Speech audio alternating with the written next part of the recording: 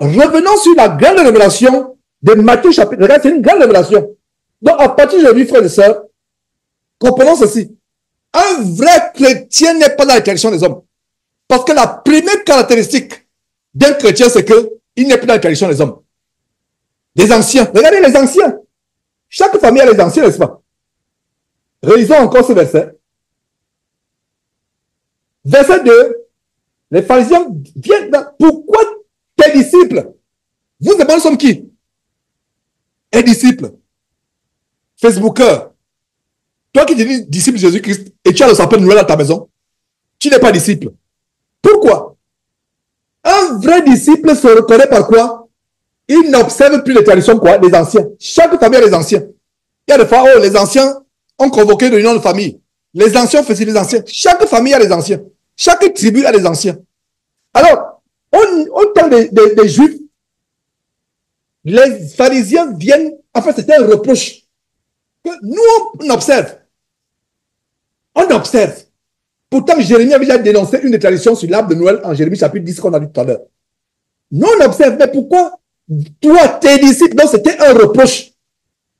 C'était même une menace aussi déguisée. Mais qu'est-ce que tu es en train de faire? Tes disciples, pourquoi eux, ils n'observent pas les traditions de qui? Des anciens. Vous et moi, nous avons les traditions des anciens dans chaque famille. Il y a les traditions de tout un pays et même du monde entier. La fête de Noël en est une. Donc, conclusion, un vrai chrétien est reconnu par le fait qu'il n'est plus dans les traditions des anciens. Verset 3, regardez la réponse de Jésus-Christ. Il a répondu, et vous, pourquoi transgressez-vous le commandement de Dieu au profit de votre tradition? Mes frères et sœurs, révélation magnifiquement magnifique. Qu'est-ce que nous avons ici? Nous avons deux choses. Il y a le commandement de Dieu et la tradition. À vous de choisir. Qu'est-ce qu'un vrai chrétien choisit? Entre le commandement de Dieu et la tradition des hommes. Oh là là, il n'y a même pas. À ce qui me concerne, c'est même pas une question à poser. C'est même pas une question à poser. La tradition de mon village. Je ne sais même plus à quoi ça va mon village. Vous avez dit de respecter cela. Je ne respecterai pas. Ma tradition à moi, s'il faut parler de tradition, c'est la tradition qui vient depuis le ciel. Ce n'est même pas une tradition, c'est le commandement de Dieu. Je n'ai plus de tradition en fait. Donc Jésus donne une réponse. Pourquoi et vous? Pourquoi transgressez-vous le commandement de Dieu au profit de la tradition? Les gens qui fêtent Noël pour faire plaisir à leur mari, pour faire plaisir à leur père. Je vais revenir sur les femmes par rapport au comportement des femmes par rapport à un mari qui fait encore Noël. Donc, restez tranquille, c'est là où je vais finir et quelques conseils pratiques. Alors, les gens qui vous reprochent, mais nous on fait Noël, nous on va fêter là, il y a les réveillons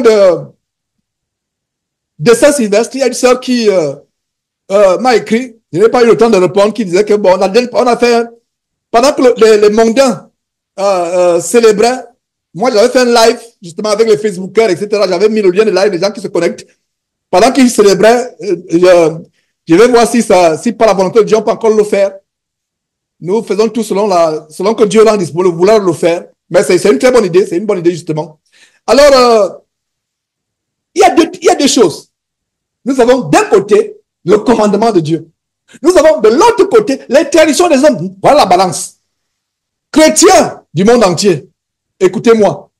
Vous choisissez quelqu'un. Choisis ton camp maintenant. Soit tu observes les commandements de Dieu, soit tu vas avec la tradition. Soit tu vas avec la tradition, Dieu va te reprocher. Et malheur à celui qui tombe sous le reproche de Dieu. Et Dieu va dire quoi? N'imitez pas. Pourquoi tu imites les voix des nations? Vous voyez comment Matthieu chapitre 15 et Jérémie chapitre 10 sont liés? Parce que le commandement de Jérémie chapitre 10, verset 2 et suivant dit, n'imitez pas les voix des nations. Et justement, les descendants de ces gens qui imitaient les voix des nations viennent vers Jésus dire, mais tes disciples, ils transgressent. Ne soyez pas épatés par ce mot transgresser. qui vient de la transgression. C'est un mot simplement qui dit qui viole. Donc pourquoi les disciples violent-ils les traditions des anciens? Anciens ici, c'est quoi? C'est la coutume du village. C'est les anciens de la famille. Les tontons, les grands-parents, c'est qui vraiment le noyau. Et généralement, c'est là où il y a les sorciers. Donc faites attention avec les anciens de la famille. Je vous dis l'expérience. Quand tu entends les tontons, les tatas, les oncles, les autres, les grands-parents, les anciens de la famille, c'est là où il y a les sorciers. Parce que dans chaque famille, dans chaque tribu, dans chaque ethnie, il y a des démons dont le rôle est de veiller à la bonne exécution des traditions pour que tout le monde soit au pas, pour qu'il soit jeté à l'enfer. C'est une révélation très grande que nous avons eue ce matin, je vous assure. Peut-être certains parmi vous la connaissez déjà, mais pour vous qui ne la connaissez pas, c'est quelque chose de très grand qu'on vient de recevoir. Concernant les traditions, ce n'est pas simple. Les traditions des hommes sont des voies pour amener les gens en enfer. Il y a les démons qui sont là pour veiller, pour que vous soyez au pas. Et quand vous sortez, vous vous rebellez, sanction, c'est la mort. Excepté si vous êtes en Christ. Combien de fois on m'a promis la mort? Mais Georges, tu es devenu chrétien, tu es devenu fou, mais fais ça, fais. Viens un peu, retourne un peu, viens te laver le corps. Quel laver le corps? Il y a un liquide qui a bien lavé mon corps. Oh là là, et c'est gratuit. Ce liquide, ce n'était pas le sang d'un bouc. Parce qu'au village, on dit, viens laver le corps. Tu es là-bas depuis avec ta famille. Viens un peu, venez laver le corps avec les enfants. Notre corps a été lavé par le sang précieux de l'agneau de Dieu immolé, sans défaut, sans tache, qui a coulé goutte par goutte sur la croix de Golgotha. Voilà ce qui a lavé notre corps. Et quelqu'un va me dire d'aller laver le corps.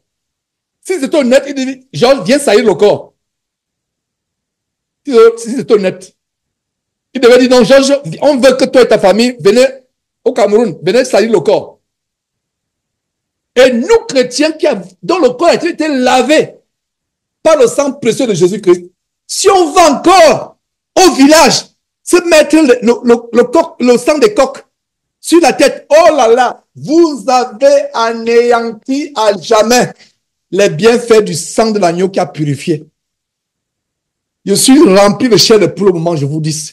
Parce que c'est tellement grand ce que je suis en train de dire. Donc quelqu'un va vous dire, va au Gabon laver le corps. Va en Côte d'Ivoire laver le corps. Va au Mali laver le corps. Tu dis, mon ami, maman, papa, j'ai du respect pour toi, mais il y a quelque chose qui a lavé mon corps. Ah là là. Même le plus bon savon de Marseille. La France m'a tellement marqué. Même le plus bon savon de Marseille ne peut pas laver le... D'abord, si on fait la comparaison, le savon de Marseille, même c'est comme si tu... Non, je ne veux pas choquer mes bien-aimés frères français. Si j'approfondis la comparaison avec le savon de Marseille. Le sang, c'est un détergent. Regardez. Quand on était petit, tu as un peu la gale sur la tête, on dit achète à Sepso. Je ne sais pas si vous connaissez la Sepso pour ceux qui ont été en Afrique. C'est le savon vert là, etc. Bon, l'odeur là, 1%. On te frotte ça sur la tête pour que la tête, la gale parte ou bien, je ne sais pas, la peau, le problème de peau, on te frotte ça. Hein? Tu es là, tu deviens vraiment là, tu as de la mousse sur la tête, on te frotte pour que ça parte. À Sepso, c'est 0. Et il y a le produit qui lave notre corps et notre âme. C'est le sang de Jésus. Donc, maman qui me suit, grande sœur, grand frère qui me suit, petit frère, petite sœur, ma fille, mon fils qui me suit. Tu vas voir le corps lavé. Ce n'est pas à Bafan. Ce n'est pas au bord du fleuve Salaga. Ce n'est pas à Tambacounda, au Sénégal, que tu iras pour qu'on égorge un cabri ou une... Non. Ce n'est pas Bitam, au nord du Gabon. Tu vas te laver le corps. Va en Jésus-Christ. C'est gratuit. Il a lavé ton corps. Il a lavé ton corps. Donc, il y a deux choses. Il y a les traditions des hommes.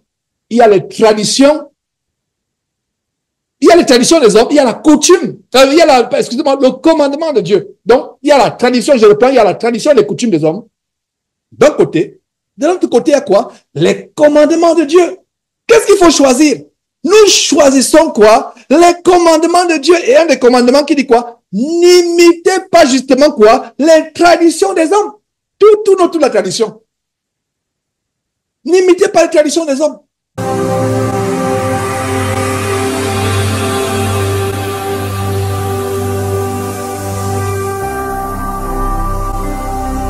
Jésus-Christ TV, vous connaîtrez la vérité et la vérité vous affranchira.